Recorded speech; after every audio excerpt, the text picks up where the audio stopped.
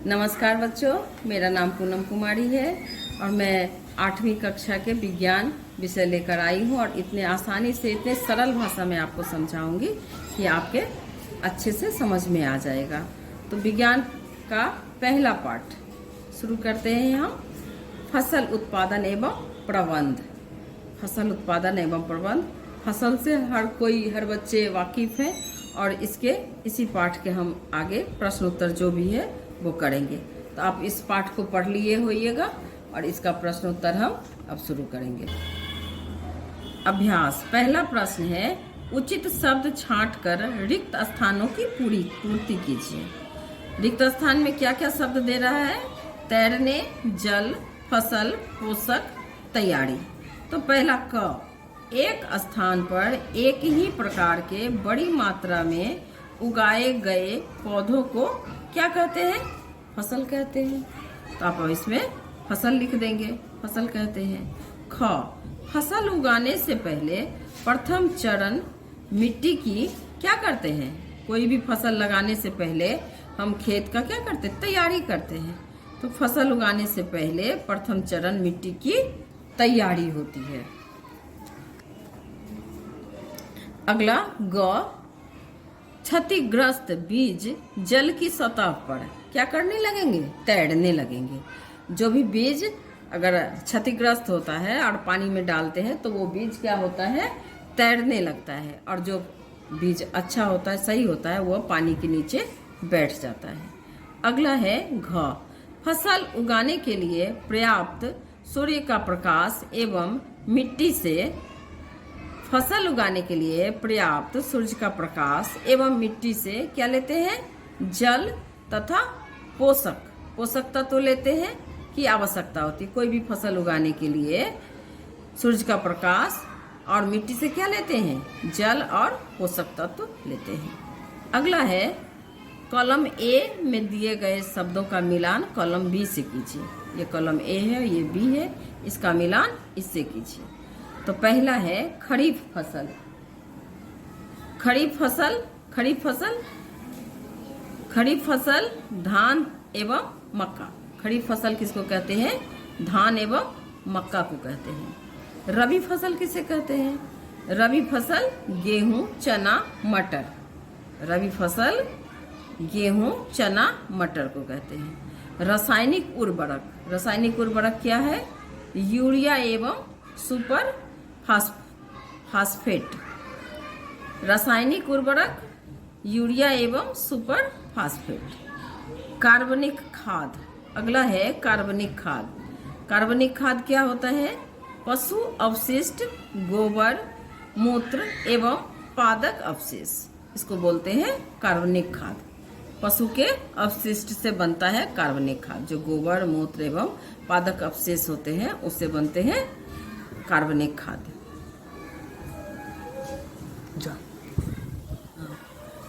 इसमें एक ऑप्शन और है, खरीफ फसल जो है वो मवेशी का चारा भी हो सकता है और रबी फसल भी मवेशी के चारा के रूप में हम उपयोग में ले सकते हैं। चलिए अब अगला प्रश्न चलते हैं। तीसरा, निम्न में से दो उदाहरण दीजिए। पहला क्या है?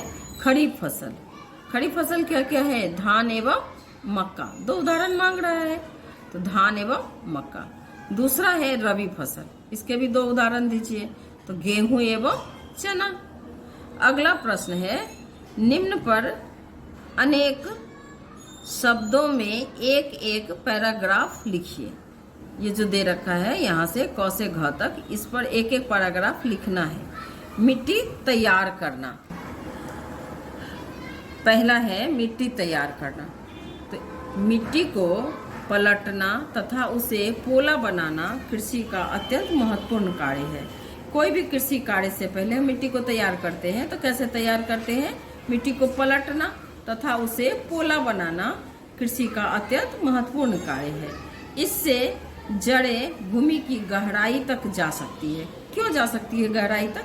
क्योंकि जब मिट्टी हम पलटे रहेंगे, पोला बनाए रहेंगे, तो मिट्टी हल्की हो जाएगी और हल्की मिट्टी में जो भी पौधा का जड़ होगा वो नीचे तक जाएगा तो अधिक पोषण ग्रहण करेगा। पोली मिट्टी में गहराई में धसी जड़ें भी सरलता से श्वसन करती है। क्योंकि मिट्टी हल्की होती है, उसमें ऑक्सीजन का मात्रा होता है, तो आसानी से क्या करती है, श्वसन करती है। अब अगला है ख, बुआई। बुआई बुआई फसल उत्पादन का सबसे महत्वपूर्ण चरण है। मिट्टी अगर हम जब तैयार कर लेते हैं तो फसल का क्या करना होता है, बुआई करना होता है। तो बुआई फसल उत्पादन का सबसे महत्वपूर्ण चरण है। बोने से पहले अच्छी गुणवत्ता वाले साफ एवं स्वस्थ बीज, स्वस्थ यहाँ स्वस्थ थोड़ा छूटा हुआ है,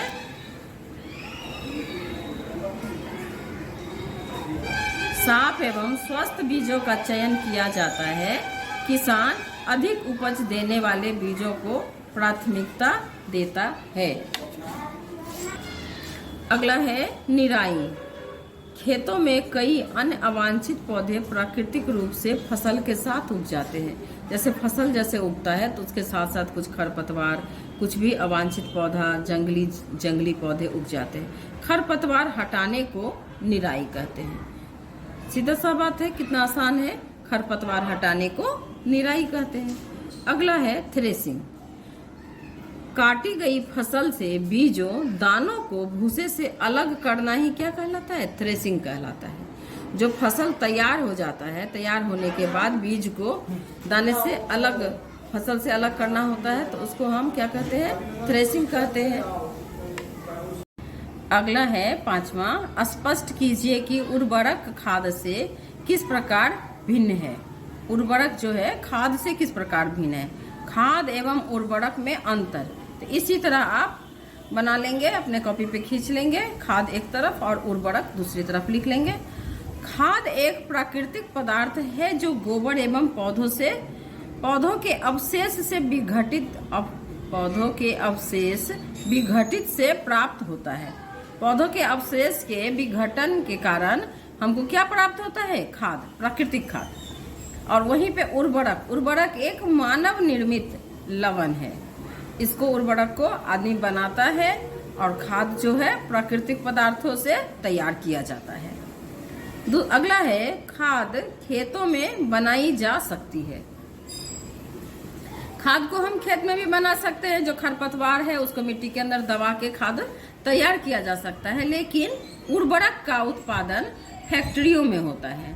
जो खाद बोरे में मिलता है, बोरे और पैकेट में बना बनाया मिलता है, वो उर्वरक कहाँ से बना तैयार होता है, फैक्ट्रियों में तैयार होता है। यहाँ तक कि जैविक खाद भी, वर्मी कंपोस्ट भी पैकेट में बनता है, आता है, लेकिन जो बोरों में तैयार अधिकतर खाद आता है वो फैक्ट्रियों में उर्वरक के रूप में तैयार किया जाता है। अगला है तीसरा, खाद में मिट्टी को ह्यूमस प्रचुर मात्रा में प्राप्त होती है। ये जो प्राकृतिक खाद होता है इसमें ह्यूमस जो है प्रचुर मात्रा में पौधों को मिलता है, लेकिन उर्वरक से मिट्टी को ह्यूमस प्राप्त नहीं होता है। ये जो बना बनाया फैक्ट्री वाला उर्वरक है उसमें ह्यूमस प्राप्त नहीं होता है। अगला है खाद में पादक पोषण तुलनात्मक रूप से कम होता है। खाद में पादक पोषक तुलनात्मक रूप से कम होते हैं, जबकि उर्वरक में पादक पोषक जैसे कि नाइट्रोजन, फास्फोरस और पोटेशियम प्रचुर मात्रा में होते हैं। ये जो खाद फैक्ट्री में तैयार किया जाता है उसमें नाइट्रोजन, पोटेशियम, फास्फोरस अधिक मात्रा में मिलता है। तो खाद जो है पोषक तुलनात्मक रूप से कम होता है, लेकिन ये हमारी मिट्टी के लिए हानिकारक भी नहीं होता है। इसमें पोषक तत्व तो अधिक तो पाए जाते हैं उर्वरक में, लेकिन ये हमारी मिट्टी के लिए नुकसानदेह भी होता है। चलिए अगले प्रश्न में आते हैं। सिंचाई किसे कहते हैं? जल संरक्षित करने वाले सिंचाई की दो विधियों का वर्णन कीजिए। सिंचाई किसे कहते हैं?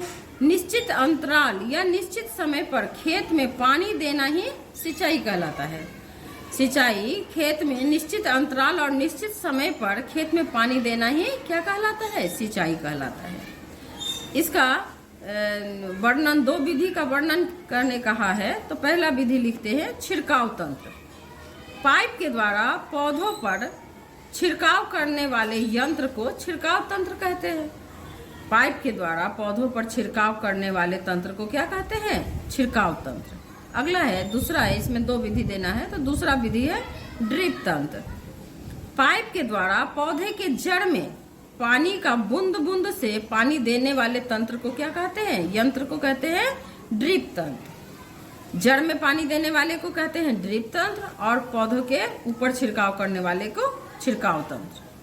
अगला प्रश्न है, यदि गेहूं को खरीफ ऋतु में उगाया जाए तो क्या होगा? चर्चा कीजिए। गेहूं की फसल नवंबर दिसंबर से मार्च अप्रैल तक बोई जाती है। यह सर्दियों में उगाया जाता है और इससे कम पानी की आवश्यकता होती है। खरीफ ऋतु में ज़्यादा बारिश होता है, जिसके कारण खेत में ज़्यादा पानी लग जाता है और गेहूं कम पानी में होने वाला फसल से इसका फसल है। गेहूं जो है कम पानी में होने वाला फसल है, इसके कारण गेहूं की पैदावार घट जाएगी।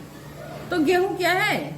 गेहूं के उपज के लिए खरीफ ऋतु उपयोगी नहीं है, सही नहीं है। अगला प्रश्न है 8वां प्रश्न, खेत में लगातार फसल उगाने से मिट्टी पर क्या प्रभाव पड़ता है?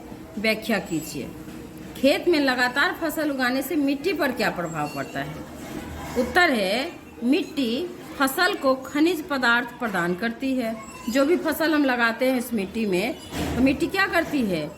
उसको खनिज पदार्थ प्रदान करती है, जो पौधों की वृद्धि के लिए आवश्यक है। लगातार फसल उगाने से मिट्टी में इन पोषकों की कमी हो जाती है। लगातार उससे हम पोषक तत्व लेते रहेंगे तो उसकी कमी हो जाती है। इससे मिट्टी अनुपजाऊ हो जाती है। मिट्टी में अगर हम लगातार फसल लगाते रहेंगे तो मिट्टी क्या हो जाएगी? अनुपजाऊ हो जाएगी, क्योंकि जो भी उसमें मिट्टी में फसल उगाने के लिए जो पोषक तत्व होता है वो पौधा उससे ले लेता है। अगला प्रश्न है 9वां, खरपतवार क्या है? हम इनका नियंत्रण कैसे कर सकते हैं? खेत में कई अनवांछित पौधे प्राकृतिक रूप से फसल के साथ आ जाते हैं। इसको हम पहले भी पढ़ चुके हैं। खेत में जब हम फसल लगाते हैं तो फसल के साथ कुछ ऐसे भी पौधे आ जाते हैं जिसकी आवश्यकता नहीं होती है। उन्हें खरपतवार कहते हैं। खरपतवार हटाने की प्रक्रिया को निराई कहते हैं।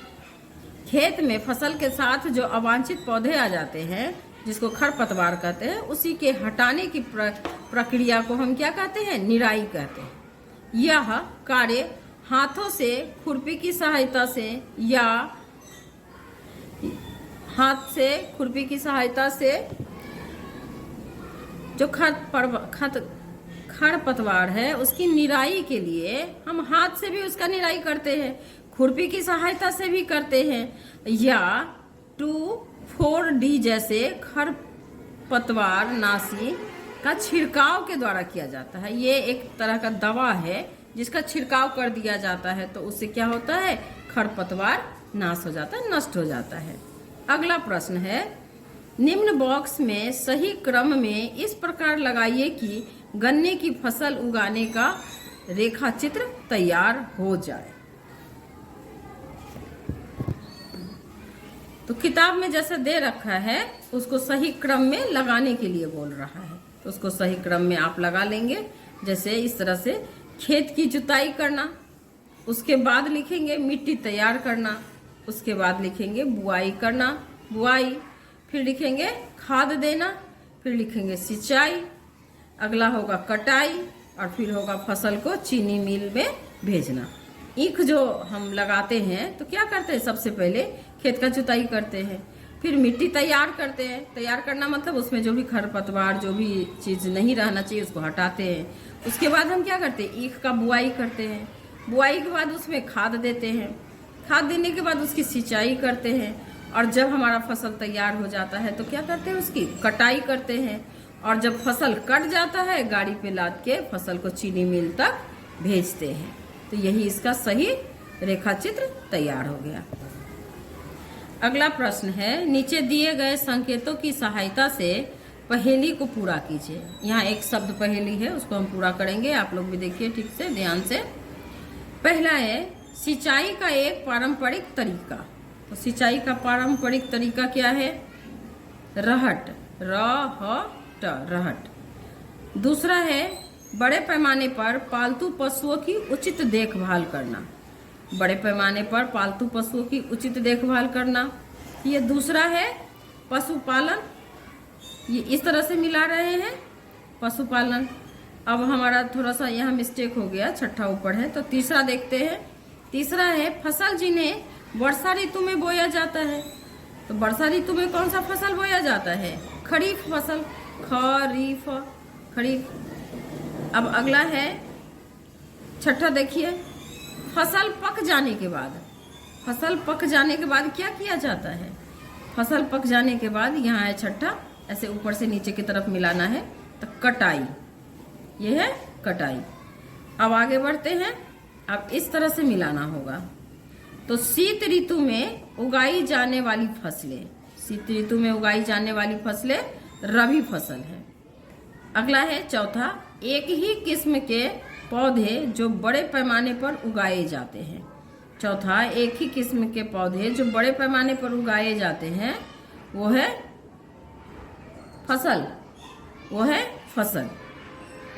पांचवा है रासायनिक पदार्थ जो पौधों को पोषण प्रदान करते हैं। रासायनिक पदार्थ जो पौधों को पोषण प्रदान करते हैं। तो पांचवा देखिए, ये है उर्वरक, ऐसे ऐसे मिलाना है, तो पांचवा है उर्वरक। और सातवां है खरपतवार हटाने की प्रक्रिया। खरपतवार हटाने की प्रक्रिया को कहते हैं निराई। तो ये आपका पाठ समाप्त हो गया। इस तरह से आप लोग आगे भी हमारे चैनल को देखेंगे। अगर अच्छा लगता है तो चैनल को सब्सक्राइब कीजिए, वीडियो को लाइक कीजिए, और जो भी आगे कमेंट करना है, कुछ और जानना है, तो आप कमेंट बॉक्स में लिखिए।